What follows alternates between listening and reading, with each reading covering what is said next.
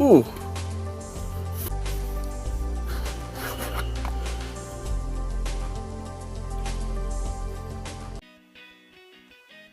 Hello, YouTubers! My name's Willie. Welcome to my channel. Today, I have reaction request video 102. The second Ork Invasion, the numbers. Now, this is another video from Arch on his War for Armageddon series, and has been requested by Samuel. So, let's get started. Okay, let's get started. Play.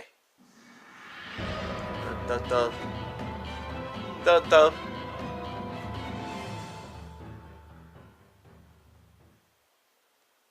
Greetings and salutations, friends, and welcome back to more lore about the War for Armageddon.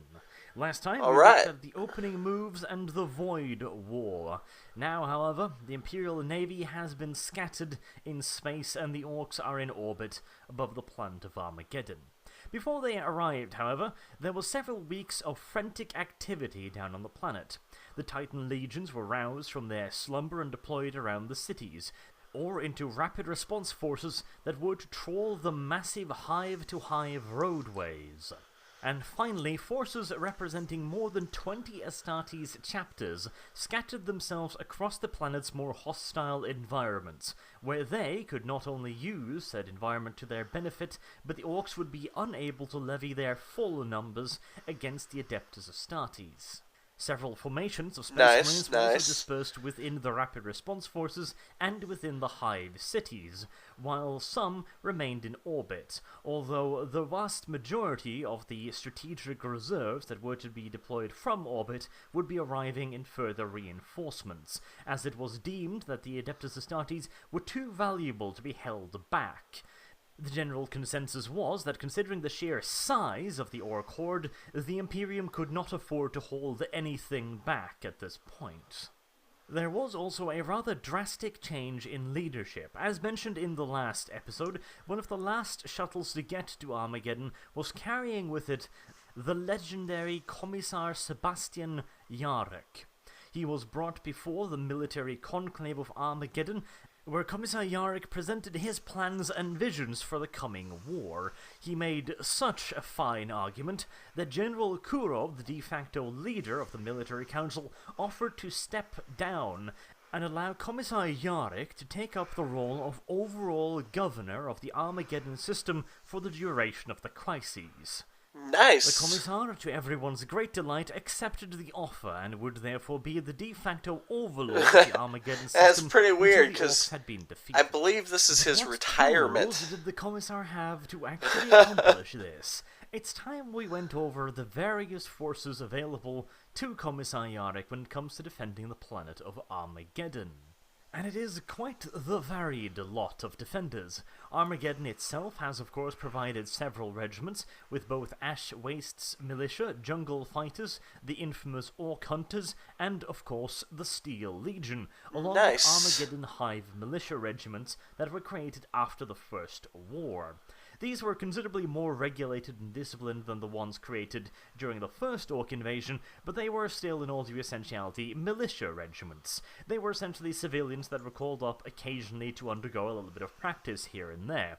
They were certainly a hell of a lot better than the militia regiments organized during the First War, seeing as they were literally just civilians. At least these guys have some basic training in how to operate a lasgun, but their capabilities at taking on the Orks in the open would be at best doubtful. However, when it comes to simply manning defensive fortifications, basically sitting in a bunker and firing at anything green that happens to pop up, they were pretty serviceable troops.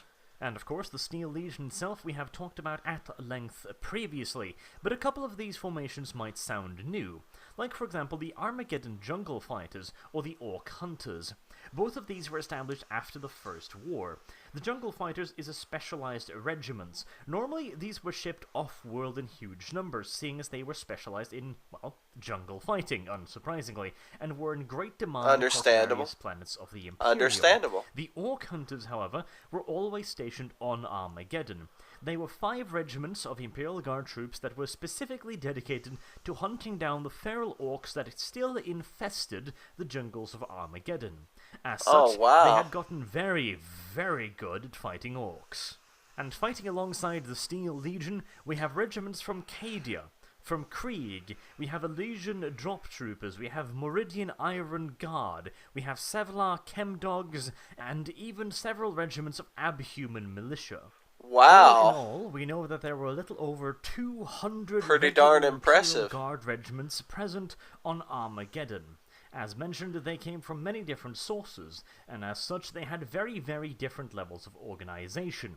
For example, the Steel Legion were all mechanized formations, while as the Death Corps of Krieg would be considerably more focused on infantry, artillery, and heavy weapons, while the Minervan Tank Legion would, as the name suggests, be almost entirely focused on a heavily armored vehicle with light mechanized support units.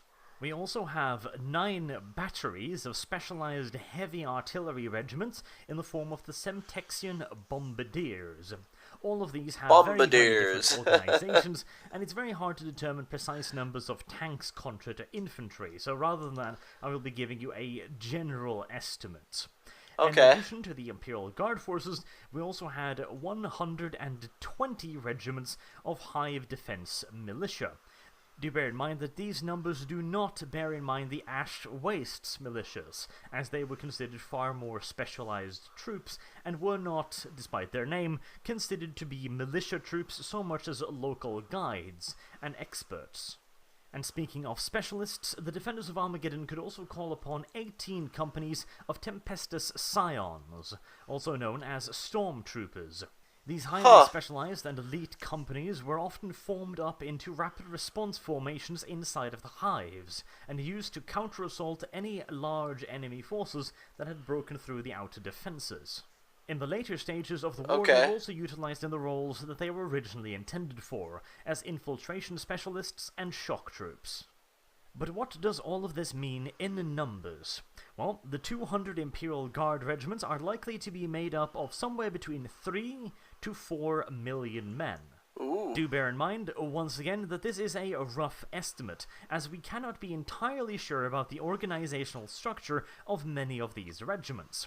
For example, we do know that a Death Corps of Krieg regiment would almost certainly be considerably larger than your average Steel Legion regiment.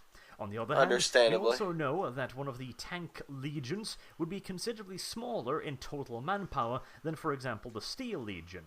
We also know that the Imperium is fond of organizing their militia regiments into considerably larger formation than the Imperial Guard forces, due to the very simple fact that, generally speaking, one Imperial Guardsman will be worth at least 2 militia members. As such, the 120 regiments of Hive Militia can be estimated to be around about the 4 million mark as well. And finally, the Stormtroopers. We know that Imperial Guard Stormtroopers are organized into regiments.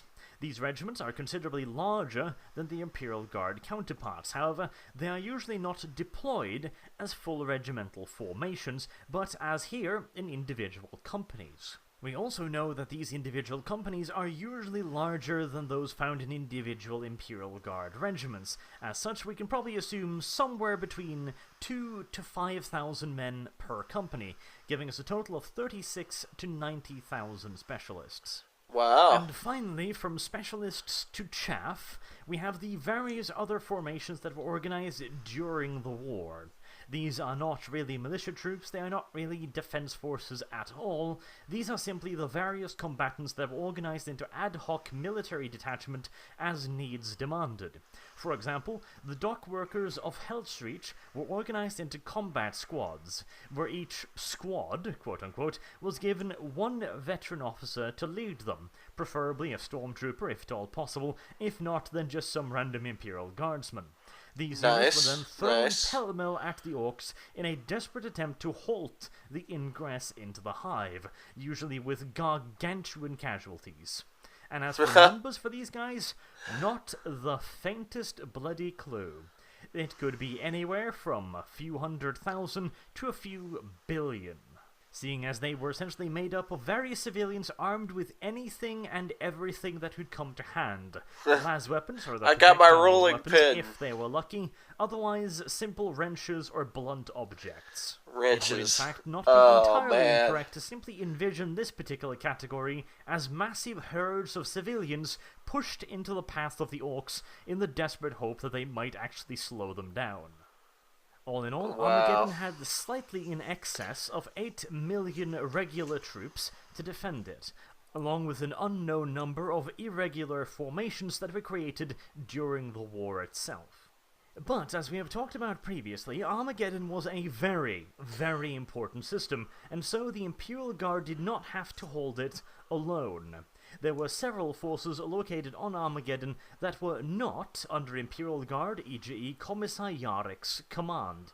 This obviously included the various forces of the Adeptus Astartes, the forces of the Inquisition, the Adeptus Mechanicus, the Ecclesiarchy, the Adeptus Arbites, Departamento Munitorium, Officio Assassinorum, Officio Sabatorum, and finally the Templars Psychologists. Wow. And since you are, of course, watching an Arch Warhammer video, we will also be going over those forces in detail.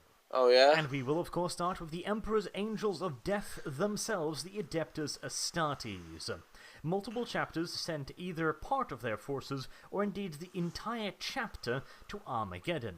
We will be starting by listing them alphabetically. Angels of Fire, 7 companies. Angels of Redemption, 4 companies. Angels of Vigilance, 6 companies. Angels Porphyr, 8 companies. The Black Dragons, 9 companies. And God, must the Inquisition have had one hell of a task keeping those fuckers under wraps. Black Templars, 3 crusades. Blood Angels, 1 company. The entirety of the Celebrants chapter. The entirety of the Celestial Lions chapter. The entirety of the Exorcists chapter. Flesh Tearers, 5 companies. Immortal Hearts, 1 company. Iron Champions, 7 companies. Marines Malevolent, 2 companies. The Mortifactors, entire chapter deployed, along with the Omega Marines also deployed in full chapter strength. Wow. The Raptors, 5 companies. Red Scorpions, 1 company. The Relictors fully deployed their entire chapter. Salamanders, 6 companies. The Silver Skulls, 7 companies. Sons of Guilliman, 6 companies. Space Wolves, 5 great companies. Storm Giants, 5 companies. Storm Lords, 2 brotherhoods. White Scars, 3 brotherhoods. And the Widowmakers, 1 company. Out of all of these, the only ones we don't have any hard data on are the Widowmakers and the Immortal Hearts. Neither their color schematics or any history is properly recorded in Imperial databanks. The ones we do know about, however, are the Black Dragons. I'm really surprised that they were deployed on a planet as populous as Armageddon. For those of you who don't know, the Black Dragons are these handsome fellows. They are mutated Astartes from the Cursed Founding.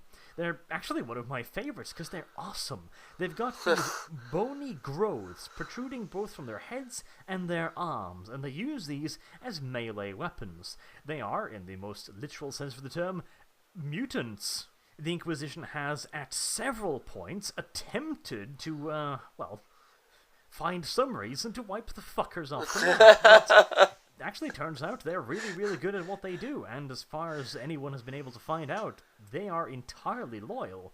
But still, you can imagine putting these guys near the civilian population. Even though they might not maul the shit out of them, you'd think that the civilians might go, "Mommy, Mommy, why does that Space Marine have claws?" And that could potentially lead to some rather inconvenient questions being asked. Yeah. Anyways, the topic on the Black Dragons is going to have to wait for another video, which will be out in another 6 or 7 years, probably. From that inconvenient fact, this means that there was a lot of Space Marines. A lot more than I thought. In fact, 100. I only knew about the Black Templar and the equivalents. And the in addition to that, Chameleons. we have 5 Space Wolf Great Companies and 3 Black Templar Crusades. And this is important because neither of those two technical chapters actually abide by the rules of the Codex Astartes. The Space Wolf grade companies can range in size from a couple hundred to a few thousands, which means that we're not entirely sure how many Space Wolves were possibly on Armageddon. The same case is for the Black Templar's Crusades. They, generally speaking, try to keep their numbers around about 1,000 to be, chapter approved in a very, very, very technical manner, but generally speaking, they fail miserably. And they also don't count their initiates, their neophytes, as Space Marines, which allows these crusades to be far, far bigger than anything the Codex Astartes would normally allow. But first, let's get into the numbers that we do know. So, on Armageddon, we have the forces of 18 standard Codex-abiding chapters, more or less Codex abiding anyways, totaling 146 companies, which with 100 Astartes per company of course gives us a total of 14,600 Astartes. Now again, do bear in mind, this is assuming that all of the complements were at their full strength, which is unlikely. But since we have no real estimates of how many of these companies were understrengthed or overstrength, or indeed which brought neophytes along to replace casualties, etc., etc., we're just going to go with the number 14,600 as a rough approximation. But what then about the Space Wolves and their great companies? Well, this is where shit gets a little bit complicated. Generally speaking, it is safe to assume that a great company will be larger than the Codex Astartes approved company size. From what we know from examples, there'll be around 100 to 250 brothers, and occasionally much more than that. There is also a much higher degree of variety within the squads. For example, the neophytes of the Space Wolves are usually organized into so-called Blood Claw squads, which will contain 15 Marines rather than the usual 10. But by the time they are elevated up the ranks to, for example, Long Claws, they might be down to 10. So even if we have the exact number of squads, that does not necessarily mean that we have the accurate number of Marines, since the Space Wolves do not actually reinforce their squads. Every time a packmate is lost, the squad is permanently reduced by 1, until finally, assuming he survives, the last living pack member will be known as a lone wolf. However, we do have a pretty good idea of the size of one of these great companies, the First Great Company. At the time of the Armageddon conflict, it was said to contain around about 220 Astartes. So if we take that as a rough estimate, and do bear in mind that this is probably one of the roughest estimates because the Space Wolves are rather secretive about their organization, we end up with about 1,100 Space Wolves. And then, of course, there's the 3 Black Templar Crusades. Oh my, oh my. Where to even begin with this one? First and foremost, the Black Templars are utterly convinced that they are doing the Emperor's bidding, and that no puny little Terran bureaucrat could ever tell them anything, and that Papa Smurf motherfucker definitely has got nothing to teach them, and as such, they pretty much out-and-out ignore the Codex Astartes to pretty much every single goddamn extent. Each Crusade force is responsible for recruiting its own neophytes and replenishing its own ranks, and there is very little, if any, control over the total size of the Black Templars. Rumours has it that the chapter might be as large as 6,000 fully fledged Battle Brothers, and as if that was not enough, the Black Templars have a charming little habit of taking one poor little neophyte under their wing. So each Battle Brother has himself a little mascot, and he tries to teach that mascot how to not die in a brutal and unforgiving universe. Said mascot is expected to learn from his master and fetch him various items of convenience, like for example his prayer beads, or whatever else he might want, and again, preferably, not end up as a steaming puddle of blood on the floor. Eventually, the neophyte will then be elevated to the full rank of Battle Brother. Now, in most Codex-compliant formations, the scouts, or the neophytes, would be considered in the total number, usually making up the 10th company, or in some cases making up specialists, but they would usually count towards the total of 1,000. For the Black Templars, they give no such shits whatsoever. meaning that if the number 6,000 is correct, there's at least another 6,000 neophytes along for the ride, meaning that the total chapter's strength would be closer to 12,000. Wow. As a bit of context to that number, it is presumed that the original Legiones Astartes numbered somewhere around the lines of 10,000 Astartes at their inception, so this is a pretty goddamn large formation of Space Marines. However, this does precisely dick to tell us how large the average crusade is, and indeed I have not been able to find any real indications of an average size, and considering that each crusade will be stepping up or decelerating its recruitment based upon its current needs, including hiding from the Inquisition needs, it's virtually impossible to really come up with an average. What we can know is that they will be at least 100 Battle Brothers strong, because that is the number we got in a couple of novels. However, that number could also be considerably larger. So for the purpose of this video, we will be assuming roughly Space Wolf Great Company size, which might be massively misleading, but for the lack of a better metric, we will be assuming between 100 to 250 Battle Brothers, which would leave the total at somewhere between 300 to 750, and in all due honesty, that's probably a damn conservative estimate. On the other hand, the Crusades forces would be relatively unlikely to be bringing in large forces.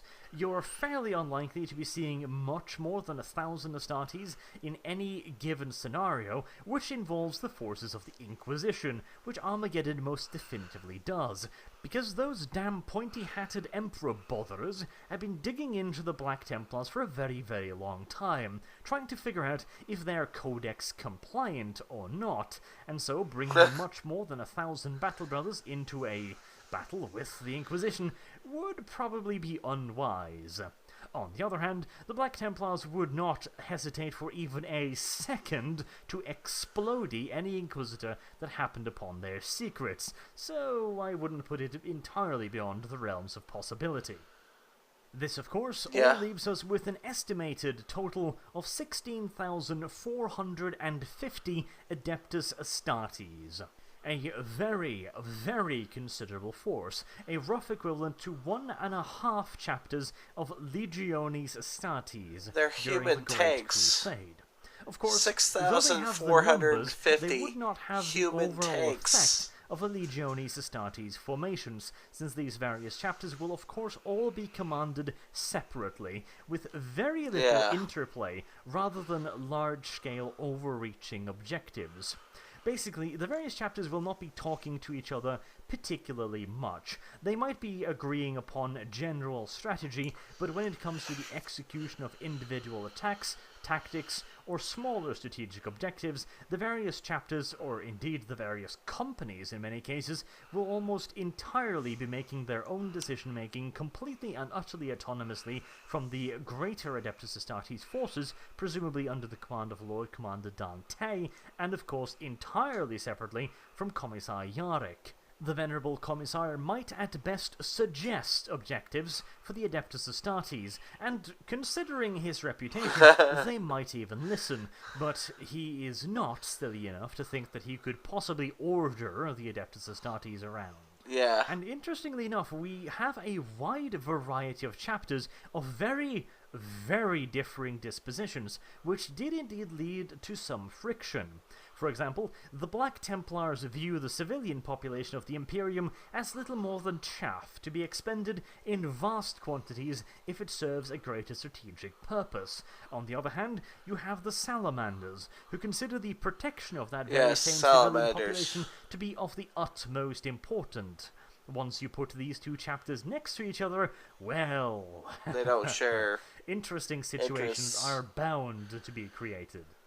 But of course, once again, it does not stop with the forces of the Adeptus Astartes and the Imperial Guard. Several other Imperial organizations were also present upon the planet of Armageddon, and we'll be covering those now, starting with the Adeptus Mechanicus.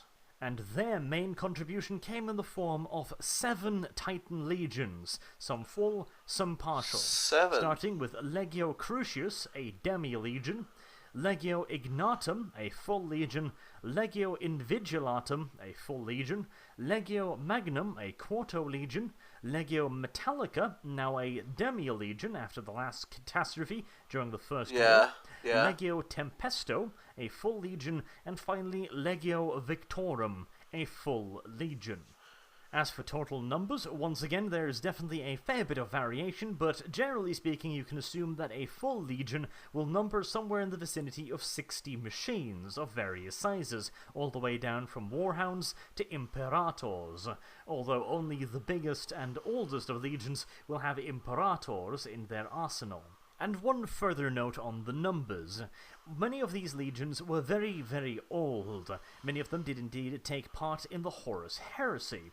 During the Horus Heresy, Titan legions were also considerably larger. For example, in the case of Legio Tempestor, it was said to have numbered around 120 Titans as a demi-legion, which means that at full strength, it would potentially have reached 240 god machines. By the way, another note of Legio Tempestor.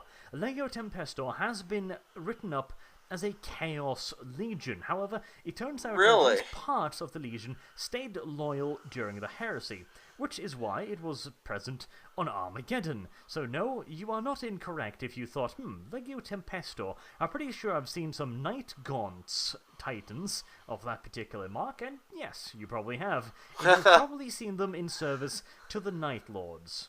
But don't fret, the ones on Armageddon are definitely loyalists. At the very least, there are no reports of Night Lords wandering around their legs.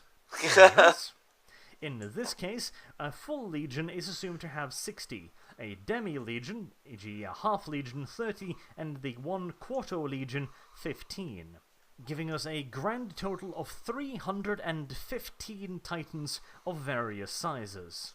Nice. Of course, the Titan legions are supported by Scitarii formations.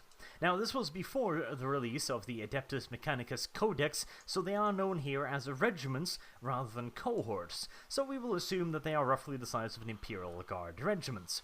There were 14 regiments of Scitarii on Armageddon supporting the Titan legions, which would give us a total of some 280,000 Scitarii.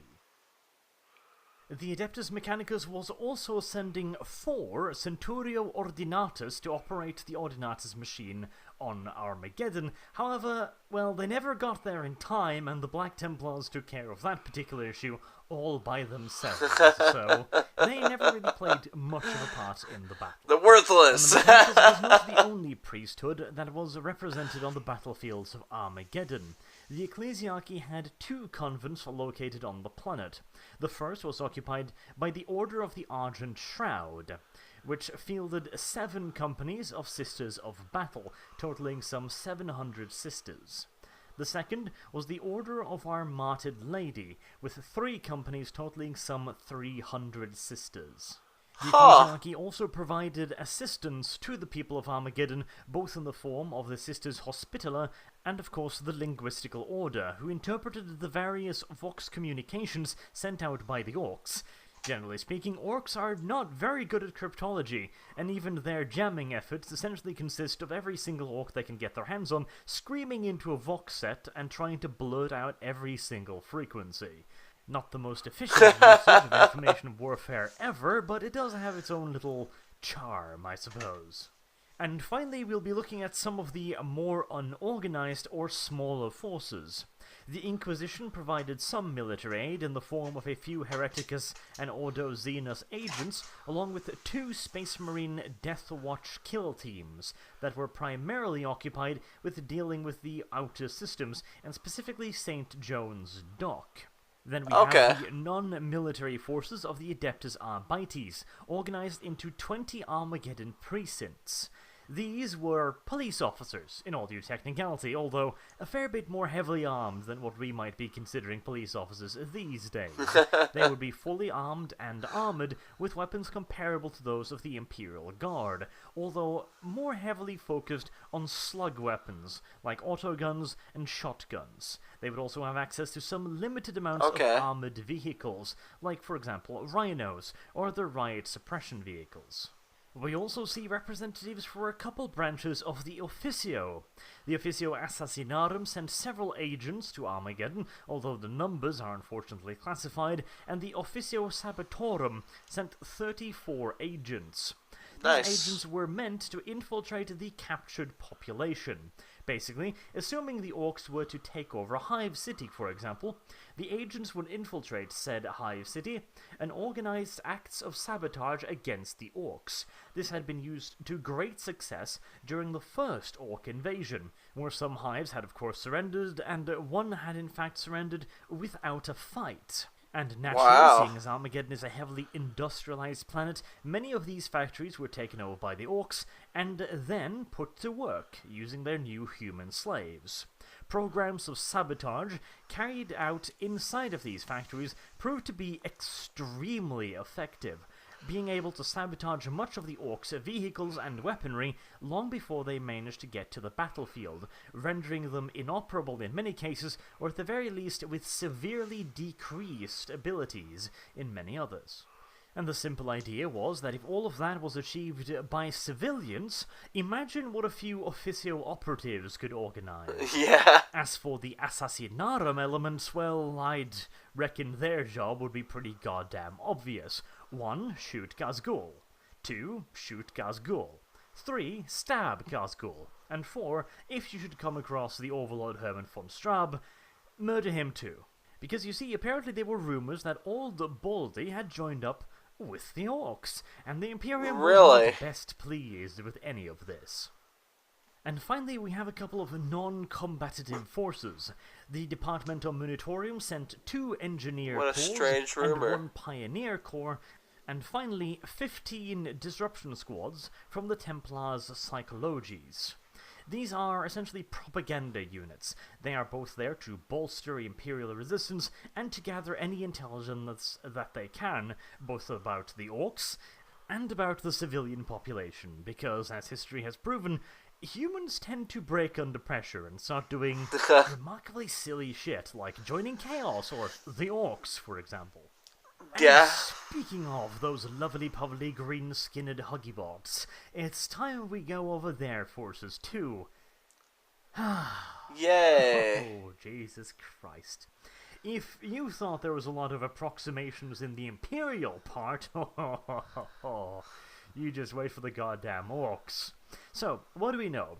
Well, we know that Gazgul had gotten himself some new friends. This was not only Gazgul leading his Orks to Armageddon this time. He had reached out a giant metallic claw in friendship, in Orky fashion, which means headbutting them into the ground, to a few other major warlords. The despot Gazgrim, the great fiend Gorsnik Magagrash, and the great slayer Grimskull. These warlords, of course, had tons of other smaller warlords underneath them again, but these were the primary leaders of the Great Ork Wag. They also went in separate directions once they actually hit the planet of Armageddon, because, generally speaking, if you've got 2 war bosses in close proximity, and they are of roughly equal size, well, they won't be working together for very long, let's just put it like that. Gazgul had managed to put himself in a position as the Overlord, but that was very much so based on keeping the other 3 at a healthy distance. As for the general size of these various hordes, well, we do have some numbers. For example, we know that the horde had something along the lines of 106 Gargants, 290 battle fortresses, 1,180 mobs, and 127 speed cult mobs. But these numbers, of course, in and of themselves don't mean much. In fact, they might even be quite misleading. So the Orks only have 106 Gargants? Doesn't that mean that they're outnumbered by more than 3 to 1 by the Imperial Titans? Well, there's a small problem with that number. 106 Gargants means that the Orks essentially have 106 vehicles of equivalent power to that of a Warlord Titan. The Orks do their Gargants a little bit differently. They don't split them into classifications, because they're Orks and they fucking hate me, like the Imperium does. A Gargant could be anything from the firepower of a Warhound Titan all the way up to a goddamn Imperator. They also have many smaller versions which are not listed here, like Stompers and Super Stompers, which would be more along the lines of Warhounds or even super heavy tanks. Considering that these were thought of important enough by the Orks to actually be listed and counted, they're probably around Warlord Titan level. We also know that there was at least one Gargant present on Armageddon that was able to defeat an Imperator-class Titan, so the number is a little bit misleading. Generally speaking, you're going to want 2 to 3 Warhounds to take on one Gargant. In many cases, one Warlord will be able to take on a Gargant, and an Imperator would in many cases be able to take on several Gargants. But each Gargant would normally also be escorted by many smaller Stompers, and smaller versions of the Gargants in and of themselves. So comparing this number directly to that of Imperial Titans will probably be quite misleading. Think of this as Gargants representing probably Warlord strength, possibly even Imperator. Okay. As for the 290 battle fortresses, once again, they are rather varied, both in their specialization and of course in their armament, but generally speaking they will be the rough equivalent of an Imperial Guard super heavy tank. We don't have any exact numbers of super heavy tanks on Armageddon, but we do know that there is at least one dedicated super heavy tank regiment. We also know that many of the mechanized and armored formations will also have a small number of super heavy tanks, so the numbers is probably somewhere between 50 to a couple hundred. And then we get into some real speculation territory. How large is one Ork mob? Well, I don't have the faintest fucking clue, to be honest with you. In a WOG this size, one mob could be anything from 10 Orks to 1,000,000 Orks. There's really absolutely nothing even remotely in the ways of standardization here. Generally speaking, one mob will be commanded by one particularly large and vicious nob, although he is usually not the only nob in the mob. There can in fact be hundreds of nobs in one mob. This is not referring to the tabletop unit of mob, in which case they would only be about 20 Orks per mob. We do know that there are several dozen warlords within each of the main warlords' entourage. Each of them is capable of commanding several mobs. Ghazghul alone commands over 400 mobs. But let's make an effort to at least give them a rough estimate, shall we? So, let's see. Considering the massive nature of the fleet that brought them here, considering that this is one of the largest Ork WOGs to have ever hit the Imperium, we're probably looking at very, very large individual formations, led by very, very powerful individual Orks. Because again, remember, the Orks are very much so a might makes right society. Basically, Ghazghul Mag Uruk Thraka is the baddest Ork to have wandered his way into the Imperium in the last few thousand years, and in return, his sheer size and bombastic nature will increase the growth of those nearby him. The bigger the main war boss, the bigger the nobs. The bigger the nobs, the bigger the boys. The bigger the boys, the bigger the horde, and the bigger the production of Orks, since they will be releasing more spores into the atmosphere, which in turn creates more Orks. So, with all of that in mind, considering the fact that this is one of the largest Ork WOGs to have hit the Imperium, considering it is led by one of the biggest and baddest war bosses to have ever farted his way out into existence, and considering the sheer size of the goddamn Ork fleet, we can probably assume that at the very least, each individual mob will be equaled to an Imperial Guard regiment, and, to be honest, that is a very conservative estimate.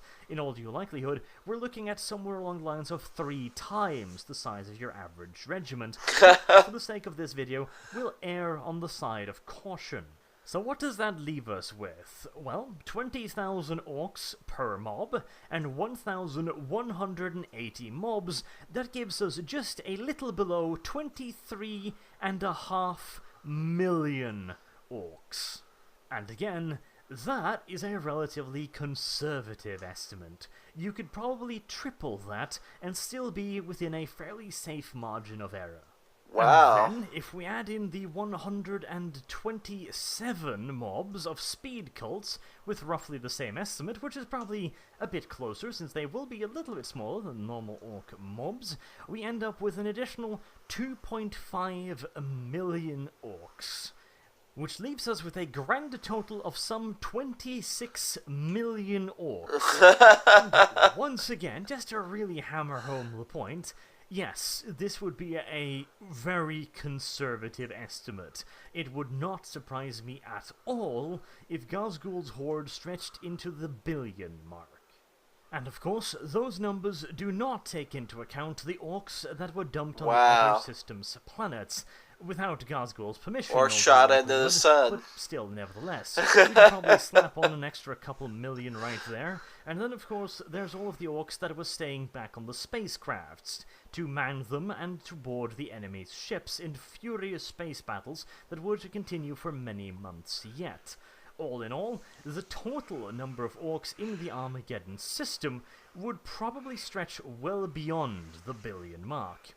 And additionally, remember that while this was a lot of orcs, Ghazghul was also launching diversionary attacks all across the larger sector, involving massive assaults upon dozens of other solar systems. This all means that the total size of Ghazghul's horde was probably much, much larger than the forces sent to Armageddon, although they can be assumed to be, at the very least, his primary force, probably made up of the biggest and the baddest orcs under his command.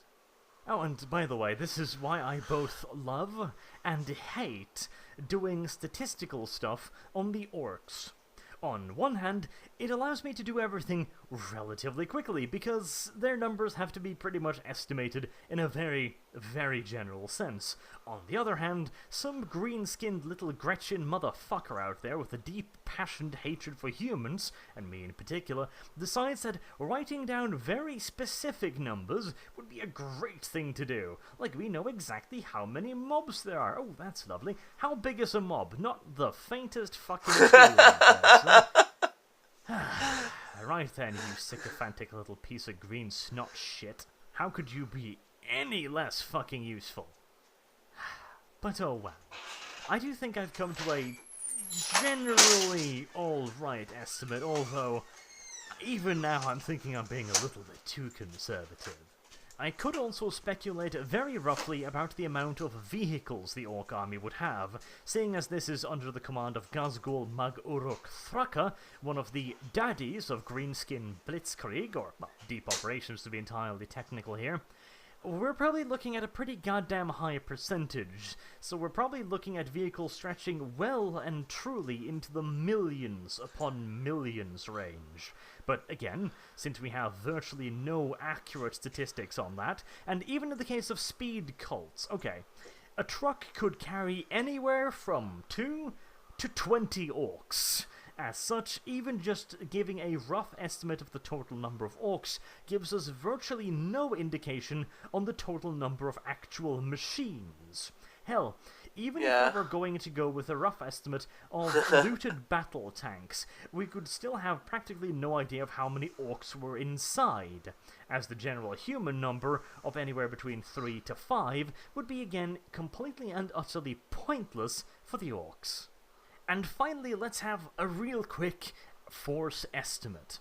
So, we're looking at something along the lines of 4 million Imperial Guardsmen, supported by another 4 million Hive militia, with an unknown number of Hive citizens, civilians, gangers, dock workers, etc., of dubious military quality, some 36 to 90 odd thousand veteran specialists and crack troops in the form of the Tempestus Scions, a fairly damn good solid selection of Titans, some 300, a good Adeptus Mechanicus contingent of 14 regiments of Skitari, a decent force of Adepta Sororitas with some 1,100 Sisters of Battle, and of course the Space Marines themselves, which would number in somewhere along the lines of 16,450 Astartes.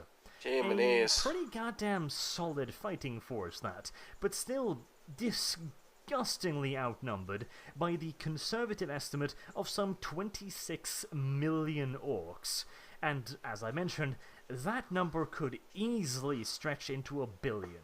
It is important, however, to bear in mind that the total civilian population of Armageddon is absolutely massive. It could be as high as 500 billion human beings. However, these are practically worthless as fighters. They will be massively outclassed by even the smallest orc boy when it comes to muscles and brutality. They will have absolutely nothing in the way of training. The vast majority of them, something like 99%, will be virtually unarmed, except for blunt melee weapons, and even that would probably be a luxury. Not to mention the simple fact, of course, that even Armageddon could not possibly supply such a force with the ammunition necessary, even if the weapons were available. As such, the civilians as a fighting force can almost entirely be discounted. At least the various dock workers, militias, and gangers would have access to, at the very least, the absolute basics in the form of armament. Probably sidearms and small arms, but something at the very least. And even then, they were expected to die at a rate of 10 to 1 for every single orc. Wow. Statistics for the unarmed civilian population, including, of course, women and children, well, let's just say that would be a whole lot worse. Not to mention, of course, the rather obvious problem with humans. They tend to not want to get brutally murdered. As such, not even usually. If we could potentially herd the hundreds of billions of Armageddon civilians towards the orcs, the overwhelming majority of them would, quite naturally, turn around and run the fuck away. In all due probability, they would inflict heavier casualties upon the Imperial Guard regiment sent to herd them forwards than the orcs. But of course, at the end of the day, all of these are just mere numbers. The really interesting thing will be to see how these numbers fare when violently smushed up against each other. And that is what we're going to be looking at in next week's video, where we're going to be really getting into the ground war. And it is a doozy. This is one of the most detailed events that we have in 40k when it comes to large-scale confrontation, with lots of cool little backstories, snippets, and interesting pieces of lore. The only one that could possibly be considered to be any larger than this is probably the Horus Heresy itself, that glorious masterpiece of backstory, or the infamous Siege of Vrax, which I'll also get to at some point in the next 20-odd years. Until next time, I have been Arch. Thank you very much for watching. Thank you again, Arch. I do hope to see you all again soon. Have a good day. Alright, so that was Comment Request 102, Arch Warhammer's second Ork Invasion, The Numbers. If you're not checking out Arch, there's a link in the description, so go check him out. Give him some support. And this has been requested by Samuel, so thank you for requesting that. That's pretty much all I got to say about that, so Willie, out. If you like the video, stay tuned for more content. And as always, feel free to comment. Have a good one.